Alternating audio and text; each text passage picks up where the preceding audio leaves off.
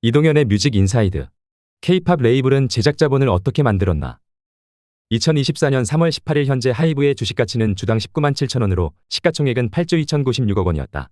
요즘 엔터주가 하락세라고는 하지만 작년 이맘때 기준으로 보면 전체적으로는 상승세다.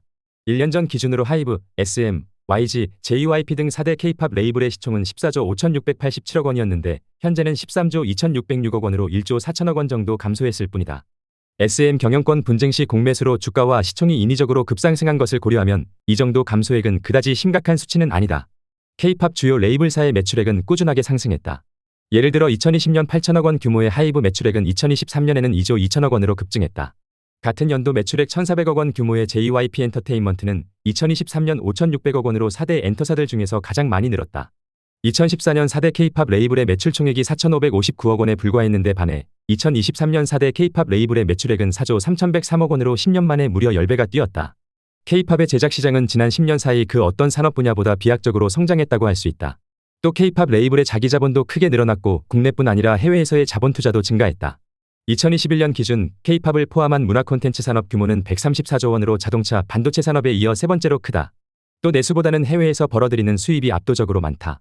이는 K-팝의 글로벌 문화열의 위상을 그대로 반영한 것이다. K-팝의 제작 자본은 이제 창업주에 의해서 좌지우지되는 주먹구구식 구멍가게가 아니란 말이다. K-팝 레이블의 매출과 주식 자본의 논리는 한마디로 머니볼 게임이라 할 수 있다. K-팝 레이블의 현재 제작 자본의 수준과 위상을 파악하기 위해서는 지난 30년 동안 제작 자본의 성격이 어떻게 변했는지를 이해하는 것이 선행되어야 한다. K-팝 제작 자본의 변천은 크게 4번의 진화된 과정을 겪었다. 이제 그 이야기를 구체적으로 해보자. 1990년대 초중반에 시작된 K-팝의 초기 제작 자본은 이른바 레이블 오너 자본의 형태였다. 말 그대로 가요계에서 성공한 이수만, 박진영, 양현석과 같은 뮤지션이 자기 자본으로 연예 제작사를 설립했다. K-팝 레이블의 초기에는 가수들의 매니저 출신들이 연예 기획사를 차리는 경우도 많았다. 예를 들어 1990년대 SM 엔터테인먼트의 라이벌 레이블이었던 DSP를 설립한 사람은 가수 태진아의 매니저 출신이었던 이호연이었다. GM뮤직의 김광수 대표는 인순이의 매니저, 사이더스 HQ 정운탁 대표는 가수 조용필의 매니저, 울림엔터테인먼트의 이중엽 대표는 유희열과 이승환의 매니저였다.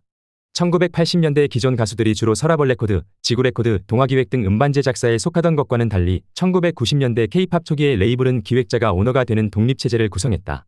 오너 겸 기획자가 가수를 발굴하는 방식, 이것이 K-팝 제작 자본의 첫 출발이었다. 오너 레이블 자본의 시대는 순전히 소속 가수들의 콘텐츠에서 벌어들인 수익을 다시 제작에 투자하는 방식이다 보니 자본의 규모가 크지 않았다. 그래서 제작하는 가수와 아이돌 그룹이 성공하지 못하면 곧바로 파산하는 경우가 많았다. 그래서 이 시기를 K-팝 제작 자본의 원시적 축적 시기라고 부른다. SM 설립자 이수만의 초기 자본금은 5천만 원이 전부였다. K-팝 초기 제작에 참여했던 YG, JYP, DSP 등도 제작 자본의 형태는 비슷했다. 대략 1억 원 안팎으로 자본금을 마련해 데뷔 가수와 그룹에 올인하는 방식이었다. 지금은 매출 수천억 원을 기록하고 시총 1조 원이 넘는 기업들이지만 1990년대 K-팝의 제작 자본은 이른바 수금, 재투자가 반복하는 시기였다. 초기 K-팝 연예 제작사의 자본금은 대체로 설립자의 사재로 시작했기 때문에 오너의 영향력이 절대적이었다. 1990년대 말부터 SM과 DSP가 H.O.T, SES, 잭스키스, 핑크를 제작하여 큰 성공을 거두자 아이돌 연예기획사에 투자하려는 외부 자본의 움직임이 일어나기 시작했다. 가장 많은 관심을 가진 것이 바로 이동통신 자본이었다. K-팝 제작 자본은 당시 급성장한 IT 통신기업의 엔터사업 투자금으로 형성되었다. SM, DSP, YG, JYP와 같은 초기 K-팝 레이블이 다수의 아이돌을 동시에 키우고 해외 진출에 눈을 돌릴 수 있게 된 것도 IT 통신 자본의 투자가 있었기 때문이다. 당시 IT 통신기업들은 가입자의 콘텐츠 수요를 지속시키기 위해 음악 영상 콘텐츠에 대한 투자와 인수를 감행했다. 이는 마치 대기업 대우가 1984년 VCR 판촉용 비디오 테이프 공급을 개시하면서 영상 미디어 사업을 시작한 것과 비슷한 맥락이다. 대우는 이 사업의 진출로 업계 선두 지위를 확보했다. 1996년 홈비디오 시장 점유율이 40%로 1위였다. 1997년에 나온 대우 역사에 따르면 대우의 영상산업 진출은 비디오를 포함해 새로운 영상 채널 사업으로 확대됐고 당시 채널 DC에는 케이블 TV 시청률 1위를 차지했다. 이 영향력으로 대우는 방송용 VCR, 카메라 판매 및 방송국 시공 실적에서도 압도적인 1위를 차지했다. K-팝을 포함해 당시 큰 인기몰이를 했던 음원 사업에 진출한 대표적인 이동통신사가 바로 SK텔레콤이다. 이 회사는 2005년 서울음반의 지분 60%를 292억 원에 인수했고 이후 온라인 음원 서비스업과 엔터 산업에 진출했다. SKT는 자회사 SK플래닛을 통해 서울음반을 인수하고 이름을 로엔엔터테인먼트로 변경했다. SKT의 서울음반 인수는 이동통신과 디지털 음악 서비스의 결합이라는 전략에서 비롯된 것이다. SKT는 음악 서비스가 오프라인에서 온라인으로 이동할 것을 전망하고 멜론 서비스를 시작했다. 로엔엔터테인먼트는 디지털 음원 서비스뿐 아니라 아이유 등 당시의 K-팝 가수들과도 대거 계약했다. 로엔 엔터테인먼트는 이후 SK 내부의 지배구조 문제로 매각이 결정돼 2016년 카카오에 1조 8,700억 원에 팔렸다. KT, LG텔레콤 등 다른 3대 이동통신사 역시 소비자 콘텐츠 수요를 맞추기 위해 다양한 콘텐츠 사업에 진출했고, 이후 다음과 네이버, 카카오 같은 인터넷 미디어 기업도 크고 작은 연예기획사를 인수하며 엔터 산업에 참여했다. 2000년대 초반부터 K-팝은 레이블 오너 자본에서 IT 통신 자본으로 제작 자본의 성격이 전환했다. 2009년 소녀시대의 지 열풍을 기점으로 K-팝의 제작 자본은 IT 통신 자본에서 금융, 주식 자본으로 전환했다. 당시에 SM을 비롯한 한국의 K-팝 연예 제작사의 코스닥 상장 붐이 일어났다. 또 우회 상장을 위한 중소기업과의 인수합병도 늘었다. SM은 2010년에 최초로 코스닥에 상장하는 데 성공했다.